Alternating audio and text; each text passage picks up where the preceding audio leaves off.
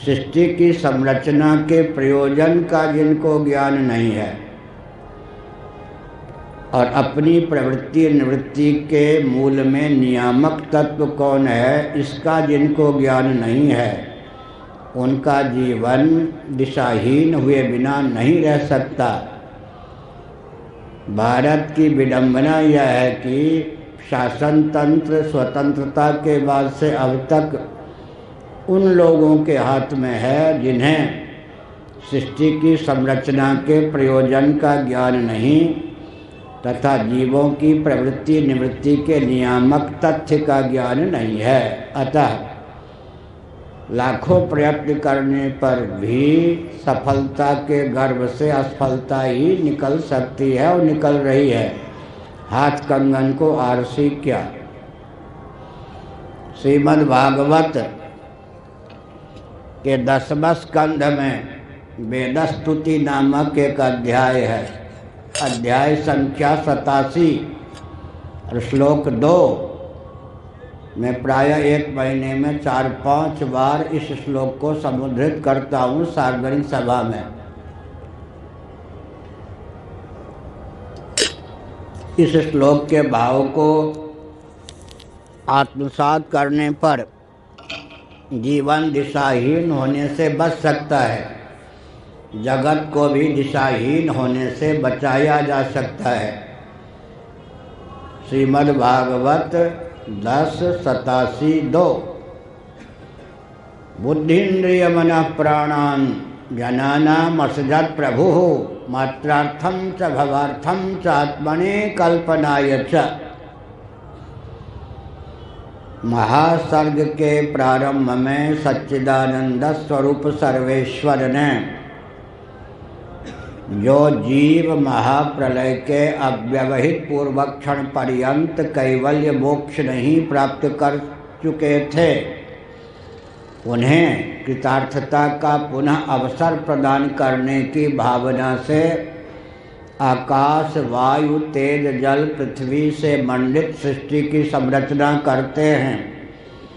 जीवों के अभुक्त कर्मों के फलस्वरूप उन्हें देहेंद्रिय प्राणांतःकरण से युक्त जीवन प्रदान करते हैं। भला क्यों? इसका उत्तर दिया गया मात्रार्थं च भवार्थं च आत्मने अकल्पनाय च। श्रीधरी टीका के अनुसार अर्थ धर्म काम और मोक्ष संयक पुरुषार्थ चतुष्टय की समुपलब्धि जीवों को हो सके। तो सृष्टि की संरचना का जो प्रयोजन भागवत में सन्निहित है उसमें अर्थ की उपेक्षा कहाँ की गई? मात्रार्थं च भवार्थं च आत्मने अकल्पनाय च, चारों पुरुषार्थों का उल्लेख किया गया है।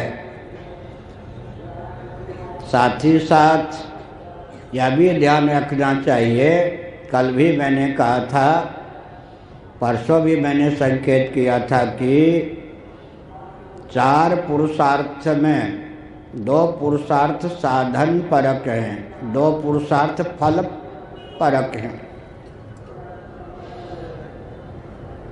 अर्थ और धर्म ये 2 पुरुषार्थ साधन परक हैं। काम और मोक्ष ये 2 पुरुषार्थ फलस्वरूप हैं, फल रूप हैं। इसका अर्थ क्या हुआ? इसका अर्थ यह है कि अर्थ और काम ये जो 2 पुरुषार्थ हैं उसमें अर्थ साधन कोटि का पुरुषार्थ है, काम फल कोटि का पुरुषार्थ है या साध्य कोटि का पुरुषार्थ है। ये 2 पुरुषार्थ आस्तिक नास्तिक वैदिक अवैदिक उभय सम्मत हैं। यहाँ तक कि जंगम स्थावर प्राणियों को भी अर्थ और काम चाहिए। सार्वभौम पुरुषार्थ का नाम है अर्थ और काम। कल मैंने यह भी उदाहरण दिया था, काम शब्द सुनकर कुछ अन्य ढंग का भाव प्रसिद्धि के बल पर मन में बन जाता है।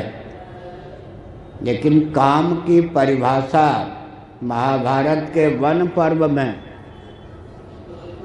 भीमसेन ने दी है। वो तैत्तिरीय उपनिषद के अनुरूप है। इसे समझने की आवश्यकता है।